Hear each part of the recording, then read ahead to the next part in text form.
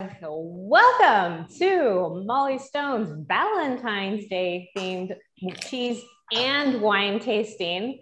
I am your host, Chelsea Fordiani. I am the cheese manager at Mollie Stone's in Sausalito, as well as the certified cheese professional for the company.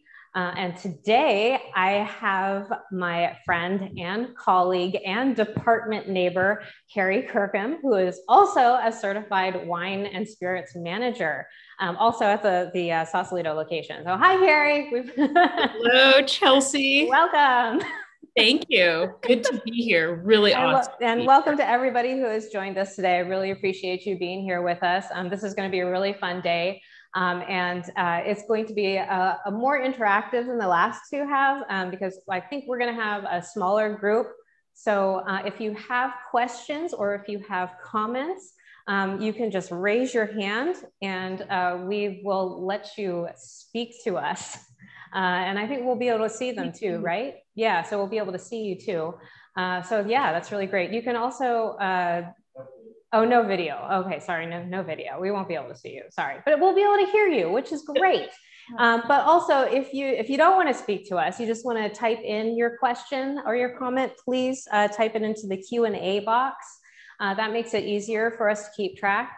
We can also, you can also do the chat box too, but really if you want to make a comment or if you want to say hi to people, if you really want us to focus on your question, type it in the Q&A box. But like I said, you can raise your hand and you can talk to us. So that would be awesome. Also, before we get started, please make sure you have water on hand, not only as a palate cleanser, but to keep you hydrated because alcohol and cheese, which has a lot of salt in it, can get you dehydrated. So it's very important to keep hydrated with a lot of water.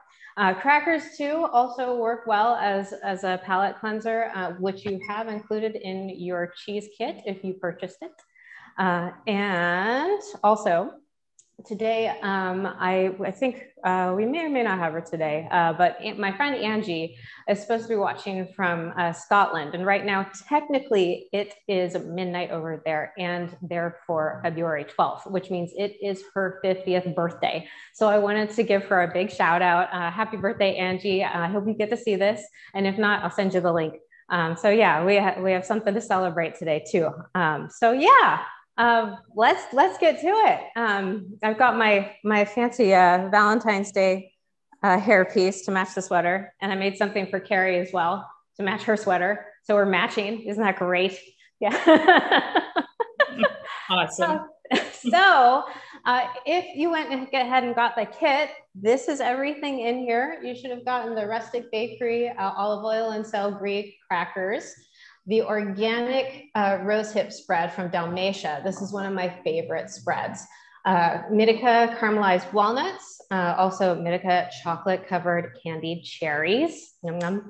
And then we've got the cheeses. We're gonna start off with the Brie Savarin, followed by the Marin French truffle, and then the Loire Chanel chèvre, then the Rotterdam mature Gouda, and last will be the Bleu d'Auvergne. Yes, and then Kerry, do you want to tell us what wines we're going to be tasting today? Well, if we're going to start, or do you just want to as we go? Yeah, as we go would be great. Okay. So you introduce the cheese and I'll go on with the wine. Okay. Oh, also in your kit, that was very important. You should have also received a Formaticum cheese log, which has these great little charts here, so you can make your notes and you can also look at what kind of smells and tastes that you're finding in this little wheel here. It's very, very helpful. And please write down your notes if you like the cheese or don't like the cheese, because that does help develop your palate. And it also helps your cheesemonger figure out what you like and what to avoid for you when you're going to making your cheese purchases. And to make it even more easy, we also included this handy dandy worksheet here. And so you've got your aromas, flavors, and textures that you can list here. And you can also circle the products that you find that pair well with them. So don't be afraid to experiment. That's what we're going to do here. And also all the information for like how to contact us and for future events, that's all down here on this page too. So that is a very useful information. All right, all right. So let's get started. So when you are tasting cheese, it's the same as when you're tasting wine. You want to look at it, you want to smell it, and then you want to shove it in your mouth, and you really want to taste it, feel it, and just really just get into it. And even close your eyes and just get a feel for it. So yeah, we're going to start with the Brie à Savarin, which is a triple cream from France. And from what I consider the most decadent one that I carry. I mean, there are many out there, but this one it really is my favorite when it comes to triple creams. And when I mean triple cream, a triple cream has to be at least 75% fat and dry matter. That means when you take all the moisture out of it, you're left with 75% of it being fat. So that's what a triple cream is. And it's also considered a bloomy rind in the bloomy rind family. And a lot of people think of bloomy rinds as brie, which is true. I mean, that you're not wrong, but and brie has actually sort of become a blanket term for a lot of the bloomy rind cheeses that we find here in the United States. But brie itself is actually, well, it can be a protected name cheese, but if you're looking for a more accurate term, because there are just so many out there, would be a bloomy rind triple cream cheese. Also, when I mean bloomy rind, you're going to get a lot of information in here. So we're getting a little educational here. The bloomy rind means it has been inoculated with a mold. And this one is Penicillium candidum. And Penicillium candidum is one of the more popular bloomy rind molds. And you'll see it's got a white bloomy rind there. It's very, very fluffy. And it's got a bit of an earthiness to it. And if you smell it, you'll smell that sort of like mushroomy earth smell. And if it's going towards like the end of its life, it'll start smelling a little bit like ammonia, which is okay. It's when the cheese tastes like ammonia. That's when it's not okay. So this cheese is named after Brie à Savarin, who was a French lawyer and a writer, and among many, many other things. And he's really famous for a lot of quotes. One of his most famous quotes, which I'm sure a lot of you have heard is, "Tell me what you eat and I shall tell you what you are." So yeah, please dig in. I'm going to. It's always great to try the cheese by itself first.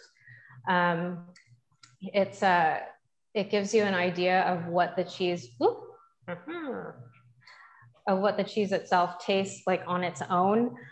Sometimes a cracker can alter the flavor a little bit. So please first try the cheese by itself. And again, if you want to comment on the flavors that you're tasting, if you have any questions, please ask as we go along, because it really helps fuel the conversation. Chelsea, I wanted to ask a question about eating the rind. Some people eat the rind and some don't. What's your opinion on that? So some people eat the rind and some people don't. There are rind eaters and there are non-rind eaters. It's up to you how you feel.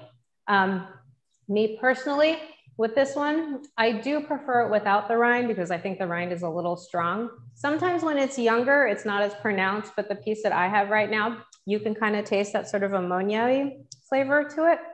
And to me, it kind of gets in the way of the butteriness of the paste. It's a very buttery, very lush, really, really, creamy cheese. So for me, I enjoy this better without the rind.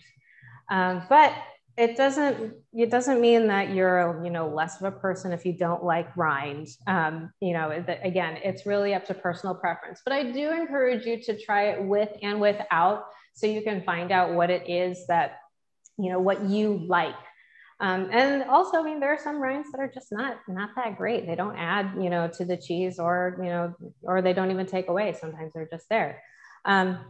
But one thing I would like to pair this with is the rose hip jam, which hopefully you have at room temperature.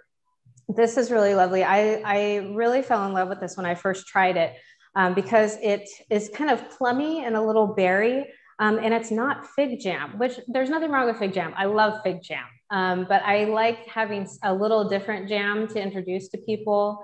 And this one, I swear, goes with everything. It's even great on like toast or English muffins. So yeah, try that too. This is a fantastic little combination here, and very, very easy. And it's really pretty too. It's all pink, and with the triple cream, it just looks really gorgeous. What I love is that it's not too sweet, so it doesn't conflict with wine. Sometimes when you have something that's sweeter than the wine will taste bitter. But this has a little bit of acidity, nice fruitiness. It's silky, and it pairs beautifully with the wine. So yeah, you're right. The texture, you feel it's very velvety. And that's something I really like about it too. It's substantial and it's velvety, but it's not too overbearing. You can eat it just on its own. Yeah, yes, you can. I have done that. So tell us which wine that we're pairing this with today. Okay. I just took a bite of rose hip jam. Yeah. It's delicious on its own. It doesn't need anything. It's remarkable. Okay. So our first wine is Domaine Paul Bouis, non-vintage Clément de Loire Rosé. It is 50% Pinot Noir, 25% Cabernet Franc, and 25% Pinot d'Anouilh. It's produced method traditionnel or method champenoise, meaning it's fermented in bottle where it remains on its yeast for 9 to 12 months. So it develops beautiful complexity. You get a little bit of a yeasty note, and also the bubbles aren't too fat. So that tells me the CO2 is nice and integrated into the wine. And many of you may not have heard of Pinot d'Anouilh. It is a typical red grape that is grown in the Loire. And I think it's absolutely lovely. It's an ancient varietal, which goes back all the way to 1200 BC. Unfortunately, the phylloxera epidemic of 1860 decimated a lot of the Pinot d'Anouilh plantings, but it's just now starting to come back as a single varietal wine because of cork dorks like me. So you may be able to find this also as a still wine, but let's give this a taste and also notice how it integrates beautifully with that triple cream brie. It is a wonderful pairing. And with the rose hip jam, it's just a knockout pairing. That's really nice. It's almost got sort of a honey scent to it. Yeah, honey. And also Pinot d'Anouilh is known for its berry-like nose and also a subtle white pepper quality. But I definitely get the Pinot Noir, the Cab Franc, and the Pinot d'Anouilh. All three of those really do come through both in the nose and on the palate. This is a lovely wine because it is under $20. It's made beautifully. And it's just, you can't go wrong. Also for Valentine's Day, there's something about pink that I really, really love.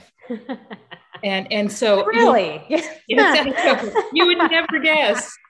But Cremant in general offers a lot of great value. So to that I say cheers. Yeah, it's really smooth too, which are really not. It's not too bitey, which is nice. Yeah, it's not austere. It's generous in it, and it's fruity, and just pairs beautifully with all the flavors. I still have the triple cream brie on my palate, and it's integrating beautifully with the bubbles and the fruitiness in the wine and the fig. I have this jam. It's just. Yeah. I know. So Mark Thrift has a question for you. He would like to know the difference between champagne and Cremant. Okay, so hi sensei. The difference between champagne and Clément. Champagne has to be produced within the Champagne region of France. It is a very particular thing. You may see champagne on California wines, and that was grandfathered in the 80s. But after the 80s, you can only put champagne on a wine label from the Champagne region of France. But you'll notice Clément is sparkling wine. You'll notice it from Loire. You'll also notice it from Alsace. but it's sparkling wine outside of France, but within France. So hopefully, does that make sense? I hope that makes sense. It makes sense. I think it makes sense. Thank you for that question. I love questions, and there are no stupid questions. Never be afraid to ask a question. Precisely, yeah. Because we love questions. Yeah, we love questions. And I mean, honestly, like, because we work in the industry and we worked in our specific industries for so long, you know, the stuff like we just know because we have to know it. It's just, you know, it just comes naturally. And I think, you know, we probably take it for granted a little bit that a lot of people, they don't know this stuff. And, you know, we love to share that information with you. So please, any questions you have, just bring them forward. So yeah, that is a really lovely pairing. It's really that first pairing. It's kind of like the ultimate, I think, you know, Valentine's Day, the triple cream, the rosé, you got the pink, you got the butter. It's fantastic. And fun fact, the Brillat Samarin, that is a Stone family favorite. Yeah. They've got great taste, those Stones. Yeah, I know. So yeah, that's really, it's a fantastic cheese. And it actually, if you see it in the store, we do have it cut in wedges, but it comes whole in a round and it looks like a big fluffy cake, which you can totally buy in the whole round and eat completely yourself. It's great. For my birthday. Yeah. I don't want a cake. I just want a wheel of Brillat. So we're going to move on to the next one, which is the Marin French Company Petit Truffle. And that is this one here. It is another bloomy rind, soft ripened cheese. But it's got a little less moisture than the Brillat Samarin. It's not a triple cream. And again, another brie style cheese. And it has little flecks of truffle scattered throughout the cheese. And I like this truffle cheese because it's very balanced. You can taste a little bit of truffle and you can taste the cheese, which I really like. There are some truffle cheeses out there where it's just like you get truffle and that's it. You can't taste the base of the cheese. And so Marin French did a really lovely job with this one. Marin French has a really, really awesome history and just little tidbits that I'm going to share with you. They are the oldest continuously operating cheesemaker in the United States.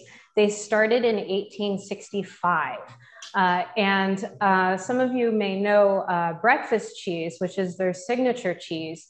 That one was one of their first cheeses. And during the gold rush era, they would ship that down the Petaluma River to the saloons in San Francisco. And it replaced the pickled eggs that the miners usually ate. I guess there was a pickled egg shortage at some point. And so the cheese ended up replacing that for some time. So again, really, really cool cheesemaker up there, just actually right up here in Petaluma, right up in West Marin in our backyard. So we're very lucky. We're very, very fortunate to have so many cheesemakers just right up here as our neighbors. This one is another one that I paired with the rose hip jam. But of course, please taste it on its own. I'm actually going to do this. It's got a really nice, smooth, creamy base to it. It's very plush. You can see how plush it is. And that's just, the aroma is phenomenal. And at first, because I experimented with the rose hip jam with this one, I did not know if it was going to work or not. And I was pleasantly surprised that it totally works. Sorry. Doesn't it? It totally works. I love it. I think it's fantastic. Mm. Oh my God. Mm-hmm. That's insane. Mm-hmm. I wouldn't think it would work, but it does. Mm-hmm. It's always best to break the rules. Mm-hmm. Break the rules. Well, and again, when you're pairing cheeses with other products, don't be afraid to experiment with some things. There are some things you find out that they go really, really well together. Now, typically, like a triple cream or a truffle cheese like this, honey is always a fail-safe, no matter what. If you want to pair something with a triple cream and you don't know what, honey works beautifully because it's just a really nice golden sweetness. That is fantastic. And the wine that we're having with this one today, Rotorua Estate. And I wanted to quickly go over, if that's okay, how to open up a champagne bottle safely. It's really cool. I'm going to remove the foil, right? And it seems like such a simple thing, but there's actually a good technique. So the cage, it is 6 turns. 1, 2, oh, keep your finger on top. 1, 2, 3, 4, 5, 6 turns, and it's loose. Always keep your finger on the top or your thumb, because it's like a loaded weapon. And what I like to do, normally you would put a towel on top of it, but because I'm a pro, I don't have to. But what you do is you turn the bottle, not the cork. So I'm turning the bottle, and it should sound like a sigh. Not always, sometimes it launches out, but it should sound like a sigh. Look at that. See, it's just like magic every time. Yeah. Not always, but usually. So, yeah, with Rotorua Estate, this is a beautiful wine. And Chelsea, did you want to speak about the cheese a little more, or are we good for Honestly, I think the cheese really does speak for itself. I mean, it's a very, it's a very, like I said, it's a very plush cheese. And it's also a local cheese. I mean, we're in French, just right here. So again, because it looks like this simple little round, but it just does pack a lot of flavor, again, without being too overbearing. And again, another one that is also perfect for Valentine's Day. Truffles are huge during Valentine's Day. And again, with champagne or sparkling wine, rather, it really is a perfect pair. Oh, okay. This works beautifully. So I'm going to talk about Rotorua Estate Brut. It is non-vintage, all estate grown fruit. What few people know is they're now growing organically and biodynamically. They don't advertise it, but it's in the fine print, which I think is really cool. They don't telegraph it. So it is 60% Chardonnay, 40% Pinot Noir, aged a minimum of 2 years on its lees. So again, this is out of Philo, California, Mendocino County. This cuvee consists entirely of first press juice only. Primary fermentation occurs in tanks with 0 to minimal malolactic fermentation, and that makes it fresh and lively, but also maintains a good ageability. You can actually age this if you wanted to. But what makes this so special are 2 reasons. One, Rotorua Estate owns all its vineyards, and they maintain precise control of how the grapes are grown and how they're harvested. And B, this is one that's a really big deal, is they use some oak age reserve wines in their final cuvee. And what that does is it makes it so there is some continuity year to year, but it also adds beautiful depth and complexity year after year. I guarantee you, every year, this is going to be a beautiful wine. I've been drinking this for about 14 years now. I know it very well. It is one of my favorite sparkling wines. 80,000 cases are produced annually, and it's always highly rated by critics, but that doesn't matter. What matters is what you think about it. That's what matters the most. Another thing I want to point out is there's a disgorgement date on the foil, which I think is fantastic. You'll notice, I don't know, you can't really see it, but my disgorgement date is May of 2020. I love that they do that because this gives me a sense of time. How long has this been in the bottle? So that's basically its bottling date. Not every sparkling wine producer does that, but Rotorua does. This was one of 4 sparkling wines in my wedding. It is a very, very big deal to me and is perhaps my favorite daily drinker. You know what? Honestly, it's my favorite daily drinker is Rotorua Estate Brut non-vintage. Oh, it's absolutely lovely. Again, the body of it is really nice. It's medium bodied, I think. And that's because of those oak age reserve wine. Mm-hmm. And also the bubbles, you'll notice the bubbles in this are smaller than the bubbles in the Clément, because this has been on its lees longer, so that carbon dioxide gets more integrated into the wine. But that also, that nose, you get that toasty, it's marzipan and a toasty nose. And it's just phenomenal. It is one of the best domestic sparkling wine, non-vintage out there. And it is guaranteed to please every year. That's fabulous. That was a really good combination. Yeah, with the truffle brie, it works beautifully with the truffle brie, that the acidity and the toastiness plays off of the creaminess and that mushroomy truffle. I'm still tasting it. It actually activates the finish of the wine. It does. Yeah, it really does. The synergy that is wonderful. Yeah, very much so. We've got a question. Okay, this is from Michael. This one's for you, Kerry. He said, I thought that's what cuvee meant, that the previous years in the mix. Is that right? Yeah, a cuvee is a blend. Basically, cuvee is a blend. Right, correct. Very good. Yay. All right. So this next one, we're going to break the law of tasting a bit here. Typically, the Chev would go first because it is a fresh cheese. It's not an aged cheese or aged in any matter.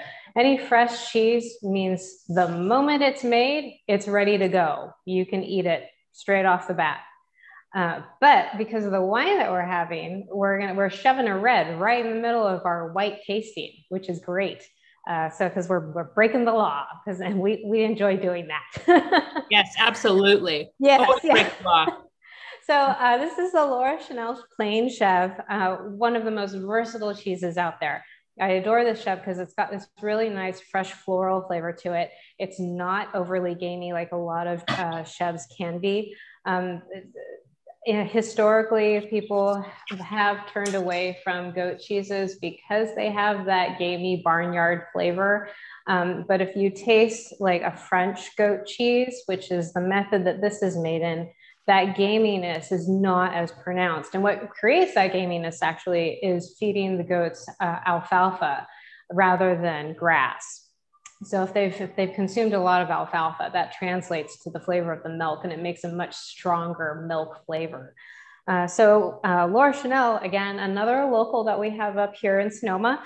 It is a fresh cheese, meaning no aging.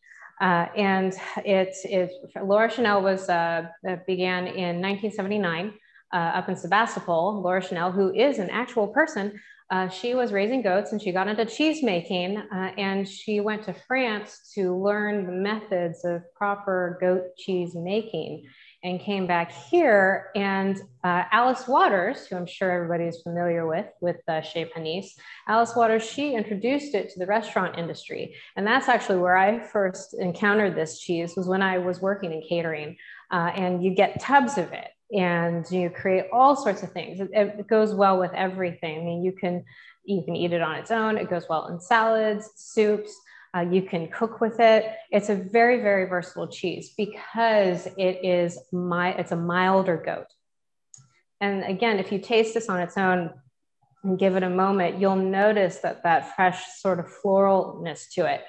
Some Chevs can be a little more citrusy, others can be a little more earthy, but you'll notice this one, again, has a really nice floralness to it. Very, very creamy, really delightful texture to it. And another one that not only did I pair this with the rose petal jam, and it makes a very beautiful presentation as well, the pink against the white, but also pop one of your caramelized walnuts on top of it. These are really, really tasty. Let's try that combination. What do you think, Kerry, once your mouth isn't completely full? No, I'm tasting it. See, look at that. Instant appetizer. So easy. Yeah. No, it works beautifully together. I mean, I'm very familiar with Laura Chanel's cheeses, and I just like to eat them with a spoon. I've told you this before. It doesn't need anything. It's just absolutely delicious. But with that caramelized, this caramelized walnut. It's a walnut. Yeah, it's really good. I'm like, this caramelized nut. It's really good. It's beautiful. It is really good. Again, the Laura Chanel Chev is a really great base for any appetizer, or even just on its own. I mean, again, you can go sweet or savory with it. Sorry, I'm really enjoying myself right now. Wonderful. I eat Chev daily. Yeah, I eat Chev daily. I don't need a special occasion to eat Chev. Usually I eat it in the morning. I love it. And so the wine we are pairing with is Kerry. Yes, it is Louis Bernard Gigondas. And with this wine, I decided to decant it just to open it up a little bit. So I have it in my handy dandy decanter. It is from the Côte du Rhône, which is home of Châteauneuf-du-Pape, Vauclasse. So you may be familiar with that area. It's 40% Grenache, 30% Syrah, 20% Cinsault, and 10% Mourvèdre. And let's try it with the cheese. This pairing was at the suggestion of Mollie Stone's wine buyer, Mark Thrift. Hi, Mark. Hi, Mark. He has a brilliant palate. He's traveled the world. He just knows how things go together. He probably has an amazing story about this experience that he's had in the past on his journeys, his travels. And so I never doubt anything that he suggests. And this was at his suggestion. And I think it works beautifully. It takes you to another place. Oh, wow. That really enhances it. If you try the cheese on its own and then take a sip of the wine afterwards. That's what I'm doing. Not only am I talking to you, I'm talking to everybody else who's in the camera. Yeah, sorry. I know. I get excited. Okay. I'm like, everybody else gets this too. Sorry. Yes.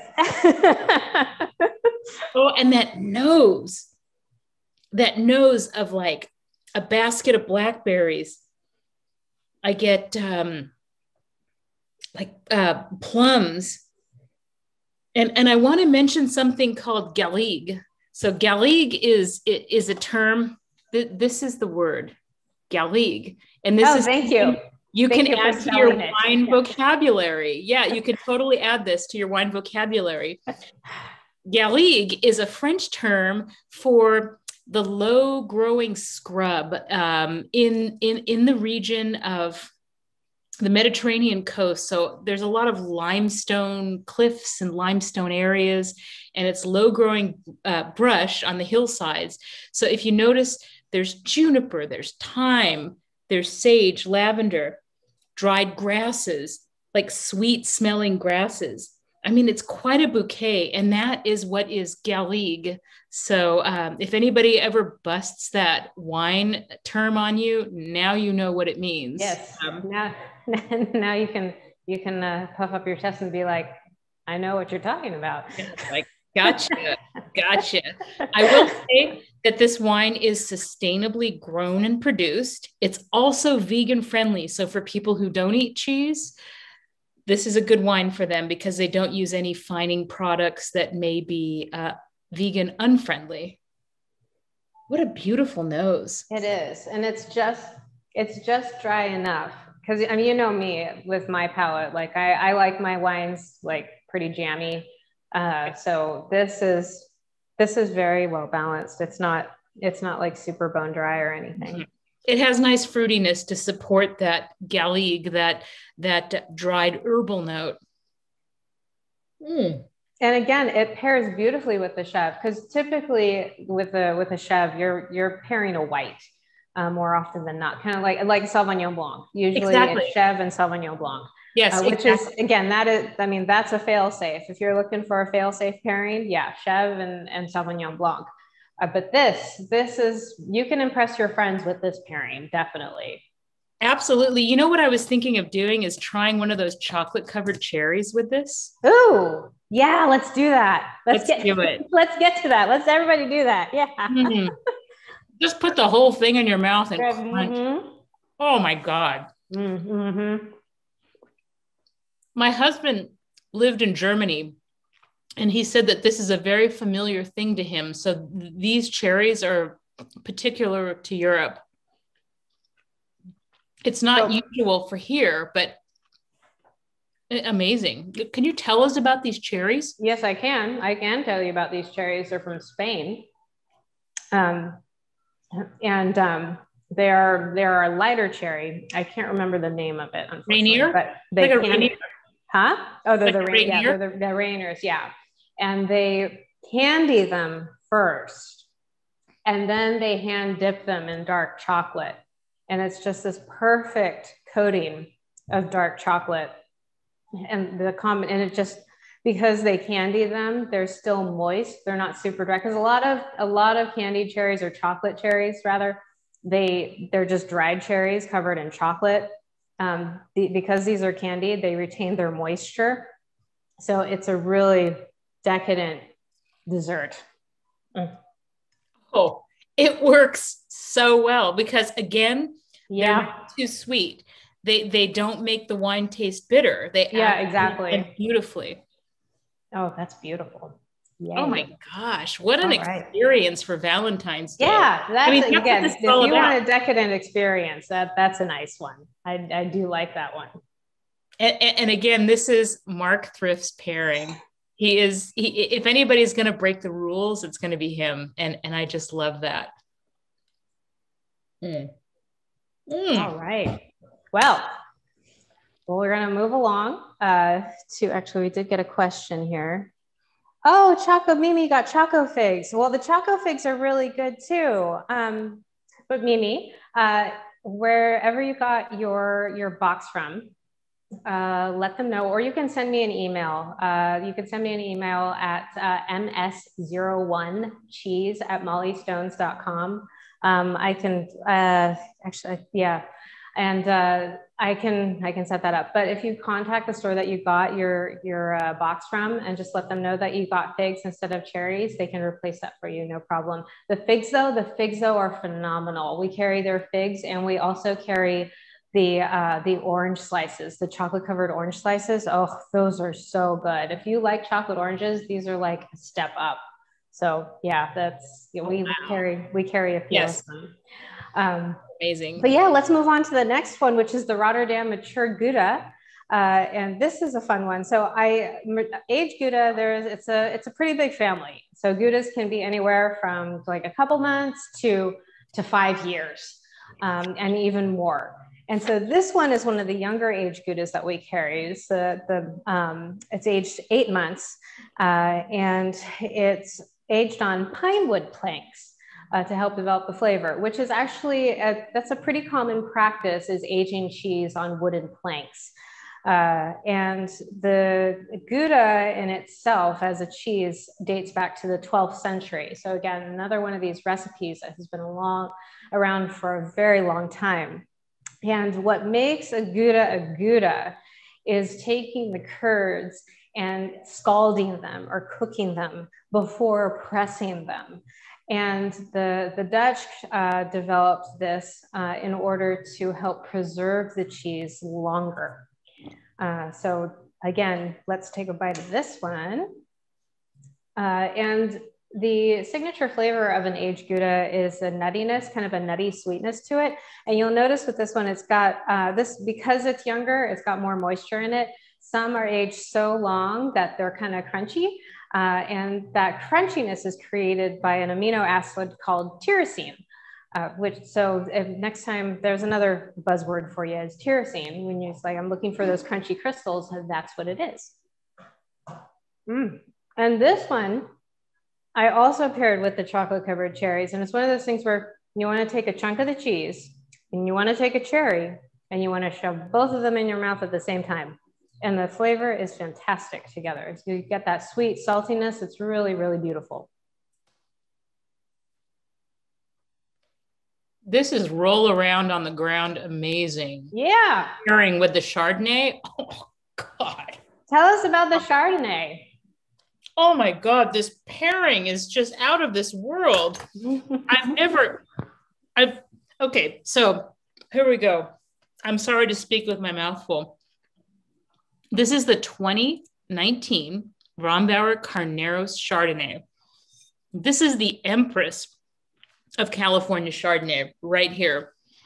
It's 100% Chardonnay from the Carneros AVA, 100% whole cluster pressed, 100% barrel fermented, 100% malolactic fermentation, which is why it pairs amazingly with this Gouda. Oh my God. So it's fermented and aged in American and French oak barrels for a more complex profile. This particular release was aged 9 months in both barrel types, 1/3 of which was new. And that full mouthfeel that you get, that comes from both malolactic fermentation and a 14.5% alcohol content. But it's, even though that 14.5 alcohol content is there, it presents as balanced and integrated because I get a lot of rich fruit, a lot of texture. So, I mean, even on the nose, the aromas, this is big on fruit, rich on texture, big on vanilla oak spice, and it has this sumptuous butteriness. But what's really tricky with malolactic fermentation and heavily ML wines is maintaining acidity. This still maintains a mouth-watering acidity. And I can see why this is a hugely popular California Chardonnay. Again, this is the Empress of California Chardonnay is Rombauer. Isn't that decadent? It is absolutely delightful. Some people disparage Rombauer. They say it's cougar crack and all. You know what? That is an industry term. It is. Yeah, cougar crack is an industry term. But you know what? I think it is a valid category. It's a valid wine. It is made beautifully. And if anybody has any questions about what malolactic fermentation is, please raise your hand. I'll explain it. But I'm assuming most people know what that is. But it's a very plush Chardonnay. Like, and again, it's with the Gouda. Again, that it's because it kind of gets that. It's that like sweet salty almost, because without the Chardonnay being a sweet wine, it's definitely got that characteristic to it when you pair it with the Gouda. It has a rich apricot note. Like I get a lot of nice apricots. So if you imagine an apricot jam with that Gouda, you know, it's just amazing. And the aroma, it's like aromatherapy, Chardonnay aromatherapy, but that malolactic fermentation makes it just pair perfectly. Oh, that's so good. That is beautiful. That is lovely. I don't care what anybody says. This is a delightful Chardonnay. It is just absolutely wonderful. Fabulous. Well, I'm going to move us along to the final cheese, which is the Bleu d'Auvergne. It is a French blue. And really, once you taste this, you'll see why I chose it last, because it is like a dessert. It has a very fudgy texture to it. And it's not super punchy like some blues can be. It's not super acidic. I mean, it does have a full flavor to it, but because of that fudginess from the texture, it's balanced very nicely. And it also goes very well with dessert wines and sweet accompaniments. And this cheese is another cheese that dates back centuries. It dates back to 1845. And I'm proud to say that this cheese is our only legally protected cheese that we have on the board right now. And what that means, it is a protected protected designation of origin, or PDO. In French, it is AOC or AOP, which is Appellation d'origine contrôlée or protégée. And what that means is the cheese itself, the manner in which it's made, and the area where it's from is legally protected. So that means if somebody else goes and tries to make it somewhere else in a different method and calls it Bleu d'Auvergne, they're gonna get sued.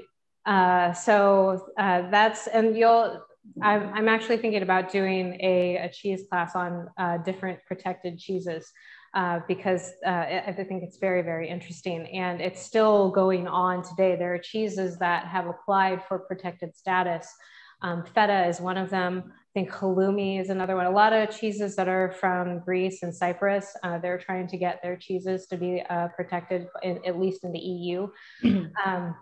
So the Bleu d'Auvergne, this is one of those cheeses where unless it is made in a certain region, which is the Cantal region, which is south central France, right outside of Lyon.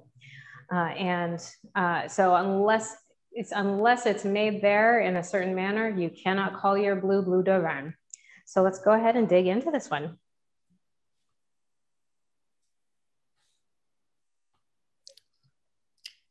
It has a subtle smokiness. Do you notice that?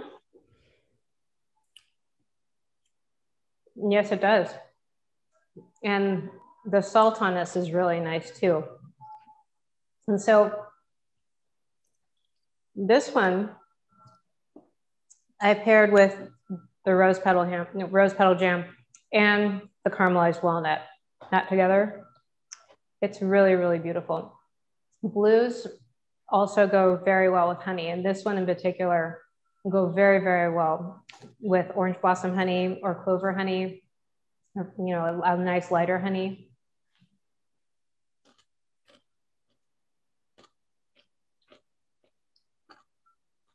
Oh man, I'm having that with the caramelized walnut right now. That is beautiful, isn't it? Yes, that you get the crunchiness, the sweetness, a little bit of saltiness, and then the beautiful robe of the cheese across your palate. Oh, it's wonderful. That saltiness makes you crave wine. And what wine did you pair with this one? Funny you should have. Well, 2008 Trissini Late Harvest Sauvignon Blanc. It is all estate-grown Sauvignon Blanc from Russian River. I put it in my little Reumer glass. I love that it is a family-owned and operated winery. It is truly its own entity. It is wonderful. But one thing I want to say is 10% of the clusters in this wine were affected by botrytis, which is also known as the noble rot. Some people may find this as ignoble rot, depending on the conditions in your winemaking goals. But what this does is this beneficial mold, there's mycelium in the beneficial mold, and it drills tiny holes in the skin of the grape, and it makes it permeable, which allows the water to evaporate out of the grape. And what it does is it concentrates sugar and flavor, which makes it a beautiful dessert wine. But it also creates these very peachy, honey, ginger-like qualities in a wine, which you may notice on the nose. Oh, that is beautiful. It is. It's really lovely. And it pairs fantastically with that blue cheese. That saltiness makes you crave the next sip. I'm a big fan of Trissini in general, especially their Pinot Noir. They're also known for their Sauvignon Blanc. They have a beautiful rosé. John Vicini, the proprietor, also imports wines from Italy. And if I see Trissini on the label, I know it's going to be a beautiful wine. and this is no exception. And also, you know, blues really across the board pair very well with dessert wines and make it like Stilton. Stilton is another one that goes really beautifully with dessert wines and also port. So if you're looking for a cheese to serve for dessert, do try a blue because it really, I mean, it's almost like eating a slice of cake or pie. Oh, it is. I mean, Stilton blue cheese, it's Stilton and port and walnuts and dried apricots. That is a very classic dessert pairing. Just beautiful. That's fantastic. Ooh. That is really interesting. It's a 2008, but it still has great flavor, nice acidity. And it's not overly sweet. It's not syrupy or cloying. It still has its acidity. No, because sometimes a lot, like I do love Sauterne, but sometimes it can get a little like, again, that sort of syrupiness sometimes.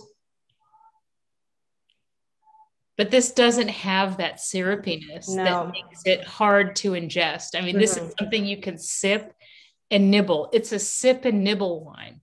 This absolutely is a sip and nibble wine. Oh, no, that is really beautiful. Very, very nice. Oh, wonderful. Well, it seems that we are at the end of our tastings. Does anybody have any questions at all? Anything at all? Or comments? We love comments too. You know, is there something that you particularly liked? Or maybe there's something you didn't like at all. I like to know that too. And while the questions are coming in, I want to give a shout out to my dad. My dad, thank you for this MacBook Pro that allows me to broadcast in HD. So thank you, Dad. I love you. Je t'aime. Oh, thank you, Carolyn. Carolyn says thank you. Thank you. She's one of my customers. Oh, I'm glad that everybody liked it. Wonderful. Jim, can I get a job like yours? You can actually. They are out there. All you have to do is apply. I mean, when I first started, I did not know half as much as what I do now about cheese. So yes, Jim, you can. You can get a job like mine. Okay. Oh, here's one. I'm not a fan of blue cheeses. What do you recommend as a substitute? So if you're looking for a substitute for as a dessert cheese to go with the late harvest Sauvignon Blanc, I would go with an aged Gouda, aged longer than the Gouda that we have here. That is really nice. Also, cheddar, like an aged cheddar. I do have a really lovely cheddar from Prairie Breeze, which is from Iowa. It's probably one of the most unique tasting cheddars I've ever tasted because it does have this beautiful sweet saltiness, and because it's been aged for so long, it's got those tyrosine crystals in it that give it a bit of a crunch. So I would recommend either of those two to pair with those wines. And again, both of those are available at all the Mollie Stones. Yeah, let's see. Yes, Prairie Breeze cheddar. Yes, Michael, that's what it is. Prairie Breeze cheddar. And you can ask for it too. If you can't find it in the cheese departments, you can ask your local cheesemonger about it because yes, we do carry that.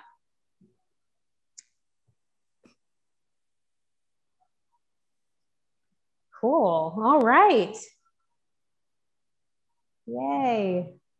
I'm just checking to see if there are any more questions. I think that's it. Really? No questions? I think you're shy. Don't be shy. No, we got some questions. We're not going to out you. Oh, is cheesemonger a title? It is not my official title. My official title is cheese department manager. But yes, I mean, cheesemonger can be a title. It is, I would say it's more of a profession. When I tell people that I'm a cheesemonger, sometimes it takes them a moment and then they're like, oh, okay, I get it. What's really funny is when I go through, when I travel and if I go through, or when I go through customs and go to the passport desk, you know, they always ask you, oh, what's your profession? And my husband's an attorney. So, you know, he says, you know, I'm an attorney. And they're like, oh, okay, that's great. And they're like, what do you do? I'm like, oh, I'm a cheesemonger. Oh, really? What's your favorite cheese? And so they start talking to me about what I do and what my favorite cheese is. And then they tell me what their favorite cheese is. So it's a big hit at parties and passport tests.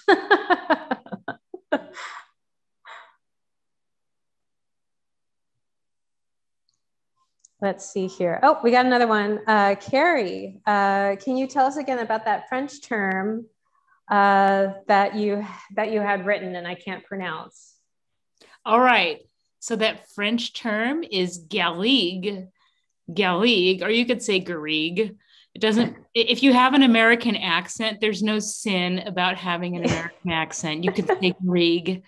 The only reason I say garrigue is I am a quarter French. So that is that French term for when you find that flavor of rosemary and sage and lavender and dried summer grasses in a French wine from Côte du Rhône, or you could say Côte du Rhône. There's no shame in having whatever accent that you speak. So there you go. Oh, we got another question from Jim. So what's your favorite cheese? Which is a very loaded question, I always say, at least for me. I don't know, Kerry, what's your favorite cheese? Oh, all day long, Bliat is my favorite. But that's because it pairs with my favorite sparkling wine category, which Briat. But you're the cheese specialist. I know, right? People ask me this question all the time, and my answer is it depends on what my mood is, because really that's what it is. But if it was something that I go to all the time or always have on a cheese board, one would be the Sankanter aged Gouda, it's a Gouda that's made in Northern Holland. It's a small dairy that's in Northern Holland, and it's aged anywhere from 36 to 48 months. And it's got kind of a burnt caramel and brown mushroom flavor. It's a fantastic cheese, which I carry. Also Nicasio Valley Tomino. I really enjoy that cheese for a soft cheese. That's a slight washed rind. It's very meaty and not too overbearing with the smell, and it's local. So that is another favorite of mine. And also Brie de Nage. That's one I always have on my cheese plates as well, which is a traditionally made brie. And it's gorgeous. It comes in a little wedge and it just spills out perfectly on a plate. And it's buttery and mushroomy, and the rind on it's really thin, so it's not too overbearing. So those are my favorite cheeses, my three favorite cheeses. So yeah, cool. Well, I think we've made it to the end. Thank you so much, everybody, for joining us. I really appreciate you being here with us and enjoying all this wonderful cheese and wine and accompaniments for Valentine's Day. Hopefully it gave you some wonderful ideas. We do have a wine event coming up tomorrow too. Kerry, can you tell us about that? Yes, tomorrow between 4 and 5 o'clock, we're going to have a virtual tasting of Schramsberg wines. So you can talk about wines with Hugh Davies. He'll be there to answer any of your questions. We'll be tasting 3 of his wines, and it's going to be a wonderful experience. I'll also be pairing things with those sparkling wines as well. We'll have a Blanc de Blanc. We'll have a Blanc de Noir, as well as a Rosé. So please come and visit us and sign up. It's free to join tomorrow between 4 and 5 p.m. Fantastic. And then coming up in March, we are going to have another cheese tasting event. We are featuring Cowgirl Creamery, and that's going to be March 18th. I've got a great kit together. We're going to have 5 different cheeses in there. It's going to be a really awesome kit. So please, go to catering, or no, it's catering.molliestones.com, or no, sorry, molliestones.com/events. There are 2 different ways you can do this, sorry. So yeah, molliestones.com/events, and you can check it out. You can sign up for the event and get the kit like you did for this. Actually, we do have one more question here from Christine that I want to get to before we leave. What do you think of a Latour cheese, and what wine would you pair with that? I think Latour is fantastic. For those of you who don't know what Latour is, it's an Italian cheese, and Latour means the tower. And it's a cow, goat, and sheep combination. And if you ever get to try triple milk cheeses, and that's 3 different milks, cow, goat, and sheep, or a cow, goat, and sheep, they've got this really rich nuttiness to them that's just fantastic. Have you had Latour before, Kerry? I have not. Ah, okay. So for Latour, what I would pair with it would probably be something like a Sauvignon Blanc or a Pinot Grigio. Either of those I think would work really beautifully, because it is, I mean, it's like a cupcake. I'll show it to you at work next time, Kerry. But yeah, it's like this, it's a very decadent cupcake of cheese. And I think most definitely a white, like a Sauvignon Blanc, would go with it, or even a light Pinot that would work well too. But yeah, we should get you to try it, Kerry, and you can pair something with it. Absolutely. I also Awesome. want to say in March, we're going to be featuring Rutherford Ranch wines. Rutherford. Between Cowgirl Creamery and Rutherford Ranch. Rutherford Ranch. March is going to be great. Absolutely. We got a great theme going on in March. Yeah. Oh, wonderful. Oh, fantastic. Oh, again, thank you everybody for coming. And my mom is on today too. So thank you, Mom, for watching me do what I do. I love you very much. And I hope you have a happy Valentine's Day. And again, happy Valentine's Day to everybody out there. I hope you have a wonderful weekend. Again, thank you so much for being with us, and we'll see you next time. All right. And cheers. Cheers. Thank you. Yes. Cheers. Yes. Slanjavar.